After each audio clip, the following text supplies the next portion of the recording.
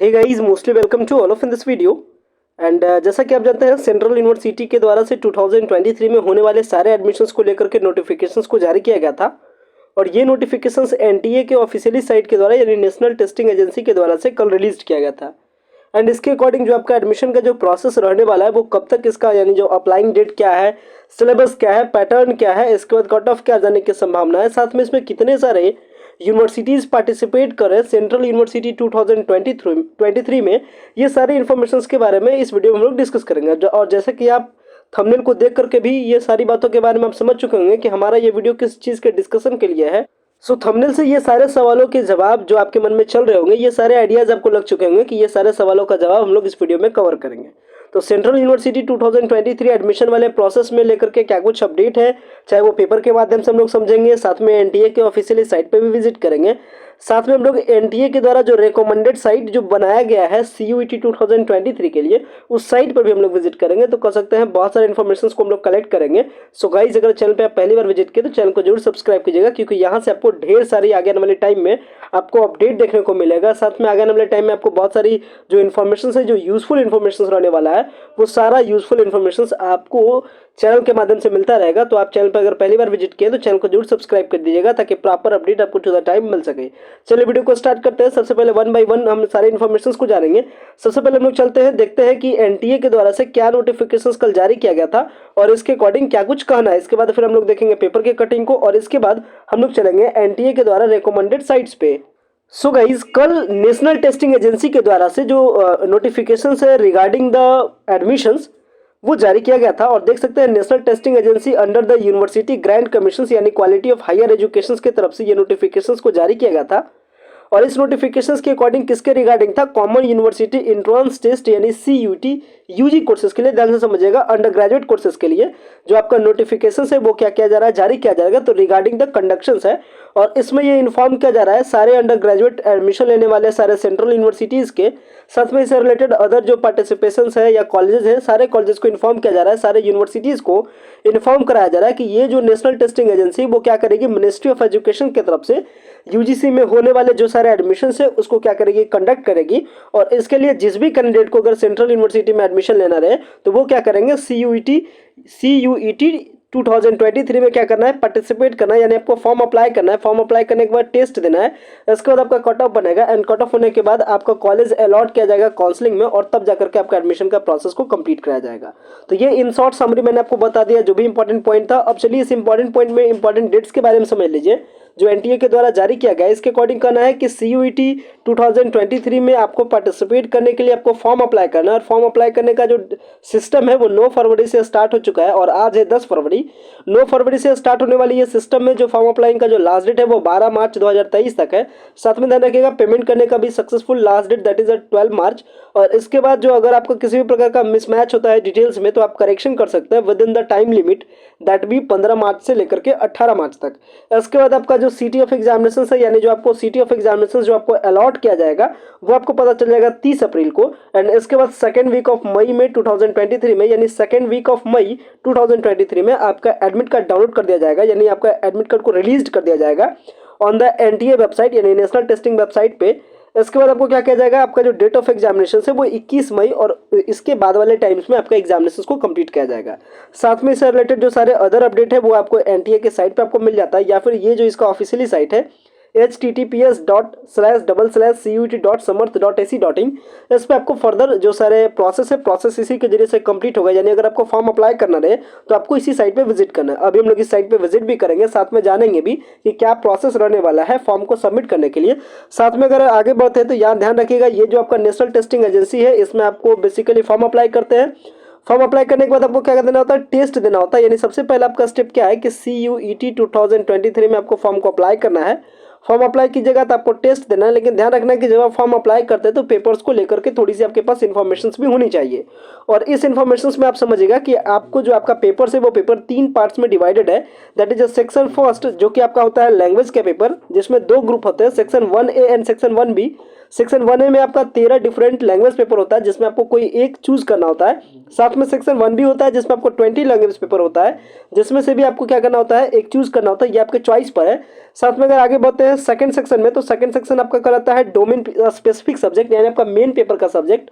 और main paper वाले subject में 27 सब्जेक्ट होते हैं। 27 सब्जेक्ट में आपको जिस भी पेपर्स में आपको ऑनर्स करना रहे, यानी जिस भी पेपर्स में आपको ग्रेजुएशन करना रहे, आप उसके लिए क्या कीजिएगा, उसे आप चूज कीजिएगा यहाँ से ऑनर्स, यहाँ से डोमेन पेपर में। कहने का मतलब मान लेते हैं अगर आपने पीसीएम करके आया, यानी अगर आपने फिजिक्स केमिस्ट्री मैथ करके +2 अपना कंप्लीट किया और आपका चॉइस है, फर्स्ट प्रायोरिटी है कि मैं मैथ से अपना ऑनर्स बनाऊंगा, यानी ग्रेजुएट होऊंगा मैं मैथ से, या फिर अगर मुझे मैथ ना मिले तो मैं केमिस्ट्री लूंगा, या फिर मुझे केमिस्ट्री ना मिले तो फिजिक्स में लूंगा। ऐसे सिचुएशन में आपको क्या करना है, डोमेन पेपर एक से अधिक बनाना है। बट अगर आपका चॉइस है कि मैं मैथ ही ऑनर्स पेपर लूं, तो फिर आप एक ही डोमेन पेपर बना सकते हैं। तो इस तरीके से डोमेन पेपर का फंडा आप मैक्सिमम 6 डोमेन पेपर बना सकते हैं। ये आपको डिटेल्स एनटीए के द्वारा से जारी किया गया है और आगे आने वाले टाइम में हम लोग इस पर डिटेल्स पर भी वीडियोस को देखेंगे, यानी डिटेल वाइज हम लोग समझेंगे। कुछ भी आपके जो मन में चल रहे इशूज हो या डाउट्स हो, आप उसे कंप्लीटली शेयर कीजिएगा कमेंट्स के माध्यम से, या फिर अगर फिर भी आपको फर्दर क्वेरी हो तो आप वीडियो के डिस्क्रिप्शन बॉक्स में दिए गए व्हाट्सअप नंबर पर कॉन्टैक्ट कर सकते हैं, या फिर हेल्पलाइन नंबर पर कॉन्टैक्ट कर सकते हैं, जो कि आपको वीडियो के डिस्क्रिप्शन बॉक्स में मिल जाएगा। तो ये जो आपका डोमेन पेपर का फंडा है, ये आशा करता हूँ कि इन शॉर्ट समरी ये भी आप समझ चुके होंगे। साथ में जो आपका थर्ड है वो आपका कहलाता है जनरल टेस्ट, जो कि ईच एंड एवरी कैंडिडेट को जनरल टेस्ट में पार्टिसिपेट करना होता है। यानी कहने का मतलब आपको 3 सेक्शन में एग्जाम देना है। फर्स्ट सेक्शन लैंग्वेज का, सेकंड सेक्शन आपका मेन पेपर का यानी डोमेन पेपर का, और थर्ड आपका जनरल टेस्ट पेपर का। अगर बात करूं मैं नंबर ऑफ क्वेश्चंस के बारे में, तो आपको 50 क्वेश्चंस पूछे जाते हैं लैंग्वेज पेपर से, जिसमें आपको 40 क्वेश्चंस का आंसर करना होता है। साथ में जो आपका डोमेन पेपर है उसमें आपको 50 क्वेश्चन में से आपको 45 क्वेश्चंस का आंसर देना होता है और 40 क्वेश्चंस में आपको 35 क्वेश्चन का आंसर देना होता है। साथ में ये जो आपका जनरल टेस्ट का पेपर है, इसमें आपको और 60 क्वेश्चंस आपसे पूछे जाते हैं, आउट ऑफ विच आपको 50 क्वेश्चंस का आंसर देना होता है। तो इस तरीके से आपका पेपर्स का जो कंस्ट्रक्शन है वो समझ सकते हैं। साथ में देखिए कुछ इंपॉर्टेंट नोट्स पॉइंट बताया जा रहा है, जिसमें बताया जा रहा है कि फ्रॉम द एबव सब्जेक्ट और languages the candidate can choose maximum 10 subject from all 3 section, यानी तीनों सेक्शंस को मिला करके मैक्सिमम आप 10 पेपर्स को चूज कर सकते हैं। कहने का मतलब आप मान लेते हैं कि लैंग्वेज पेपर से एक पेपर लेते हैं, लैंग्वेज सेक्शन 1B के भी लैंग्वेज पेपर से आप एक लेते हैं और जनरल टेस्ट पेपर एक लेते हैं। ये तो आपका मैंडेटरी है, लैंग्वेज पेपर भी मैंडेटरी है और ये भी आपका कंपलसरी है, जो कि आपको लेना ही लेना है। चॉइसेस जनरल टेस्ट में नहीं है कि आप नहीं भी ले सकते हैं, हाँ भी ले सकते हैं, बट आपको लेना है। और इसके बाद ये जो डोमेन पेपर है, आप इसमें मे बी 6 पेपर्स लेते हैं, तो 6, 7, 8, 9 इस तरीके से पेपर्स का कॉम्बिनेशन हो जाता है। तो मैक्सिमम आप 10 पेपर्स को चूज कर सकते हैं। और इसके रिगार्डिंग जो फर्दर सारे इन्फॉर्मेशन है वो आपको, जो मैंने आपको साइट बताया ऑफिशियली साइट, यानी https://cuetsamarth.ac.in, उस पर अभी हम लोग चलेंगे अभी। साथ में अगर मैं लैंग्वेज पेपर्स के बारे में बात करूँ कि कौन कौन से लैंग्वेज पेपर्स आते हैं सेक्शन 1A के अंडर में, तो आपका इंग्लिश, हिंदी, असमी, बंगाली, गुजराती, कन्नड़ा, मलयालम, मराठी, उड़िया, पंजाबी, तमिल, तेलुगु एंड उर्दू, ये आपका सेक्शन 1A यानी लैंग्वेज पेपर में सेक्शन 1A में आते हैं। अगर मैं अदर पेपर्स के बारे में बात करूं तो 1B के पेपर्स में आते हैं Arabic, Bodo, Chinese, Dogri, French, German, Italian, Japanese, Kashmiri, Konkani, Maithili, Manipuri, Nepali, Persian, Russian, Santhali, Sindhi, Spanish, Tibetan and आपका संस्कृत, ये आपके सेक्शन 1B में आते हैं, यानी लैंग्वेज के अदर्स पेपर्स में आते हैं। आप यहाँ से भी पेपर्स को चूज कर सकते हैं, या अगर आपका पेपर्स यहाँ से चूज करने का मन ना हो तो आप 1A से चूज कर सकते हैं। वही अगर मैं डोमेन पेपर के बारे में बात करूँ, डोमेन पेपर करने का मतलब वैसा पेपर्स आपको बनाना होता है जो आपको, जिसमें आपको ग्रेजुएट करना है। मतलब अगर आपका चॉइस है कि मैथ में आपको ग्रेजुएट करना है, तो आप मैथ डोमेन पेपर जरूर बनाइएगा। हालांकि ये भी कोशिश कीजिएगा कि जो भी आपको ऑनर्स पेपर बनाना रहे, वो मतलब जो भी आपका चॉइसेस हो, जैसे मान लेते हैं कोई आर्ट्स के स्टूडेंट होंगे, उनका अगर फर्स्ट प्रायोरिटी के हिस्ट्री, उनको हिस्ट्री में अगर उनको ग्रेजुएट करना है, तो हिस्ट्री, पॉलिटी, जो भी आपका चॉइस हो, आप उसे डोमेन पेपर बना सकते हैं। बट कोशिश कीजिएगा कि मैक्सिमम चॉइसेस आप अपने पास रखेगा, ताकि इन करियर इन फ्यूचर अगर आपको वो पेपर्स अवेलेबल नहीं हो पाता है आपके मन चाहे कॉलेज में, तो अदर पेपर्स को लेकर के आप अपने ग्रेजुएशन को कंप्लीट कर सकते हैं। तो चलिए बात करते हैं डोमेन्स पेपर्स के लिस्टिंग में। तो आपका है अकाउंटेंसी, एग्रीकल्चर, एंथ्रोपोलॉजी, बायोलॉजी या बायोलॉजिकल स्टडीज या बायोटेक्नोलॉजी या biochemistry, business studies, chemistry, environmental science, computer science और इंफॉर्मेशन प्रैक्टिसेस, इकोनॉमिक्स और business economics, engineering, graphics, entrepreneurship, इसके बाद फाइन आर्ट्स या विजुअल आर्ट्स, इसके बाद ज्योग्राफी या जियोलॉजी, इसके बाद अगर पेपर्स में बढ़े तो हिस्ट्री, इसके बाद आपका आता है home science, knowledge, traditions, practices in India, legal studies, mass media, mathematics, इसके बाद performing of arts, physical education और एनसीसी या योगा में, फिजिक्स में, पॉलिटिकल साइंस में, साइकोलॉजी में, संस्कृत में, सोशियोलॉजी में एंड आपका टीचिंग एप्टीट्यूड में, ये सारे क्या होते हैं, कोर्सेस होते हैं। वही अगर बात की जाए नेक्स्ट सेक्शन में, तो आपका एक आता है जनरल टेस्ट का पेपर, एंड दिस पेपर को भी आपको क्या करना होता है, क्वालिफाई करना होता है। तो इस तरीके से पेपर का कंस्ट्रक्शन है, यानी कौन कौन से पेपर्स आपको चूज करना होता है ये भी आइडिया आप समझ चुके होंगे। अब चलते हैं हम लोग सीधे डायरेक्टली हम लोग चलते हैं उस साइट पे जहां से आपका अप्लाई करने का प्रोसेस स्टार्ट होता है।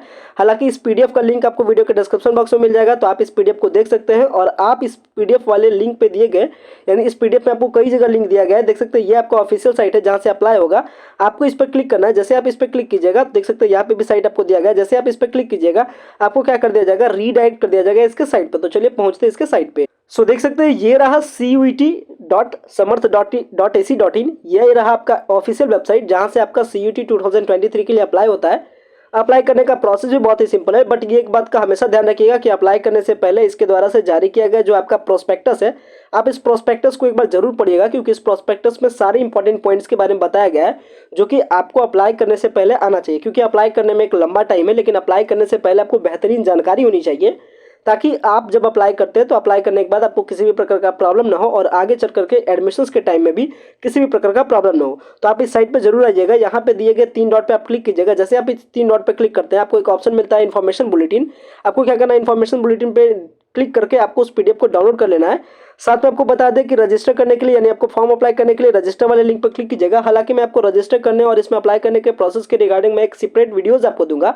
अभी फिलहाल में इस वीडियो में हम लोग बहुत सारे इंपॉर्टेंट डिस्कशंस को स्टार्ट किए हैं, तो इस डिस्कशन को पहले कंप्लीट कर लेते हैं। तो सबसे पहले बात इसके बाद में आपको बताता हूँ यूनिवर्सिटीज़ के बारे में कि कौन कौन से यूनिवर्सिटीज़ पार्टिसिपेट कर रही है सेंट्रल यूनिवर्सिटी के लिस्ट में।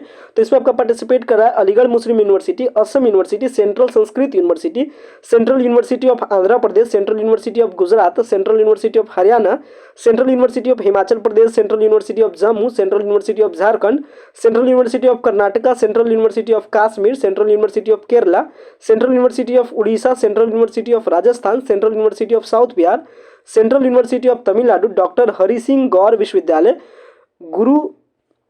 गुरु घासीदास विद्यालय, इसके बाद आपका Hemvati Nandan Bahuguna Garhwal University, Indira Gandhi National Tribal University, Jawaharlal Nehru University, इसके बाद महात्मा गांधी अंतर्राष्ट्रीय हिंदी विश्वविद्यालय, Mahatma Gandhi Central University, Manipur University, इसके बाद आपका Maulana Azad National Urdu University, Mizoram University, National Sanskrit University, North Eastern Hill University, Pondicherry University, Shri Lal Bahadur Shastri National Sanskrit University, Sikkim University, Tezpur University, the English and Foreign Language University, Tripura University, University of Allahabad, University of Delhi, university of Hyderabad and विश्व Bharti university, ये सारे universities participate कर रहे हैं CUET 2023 में।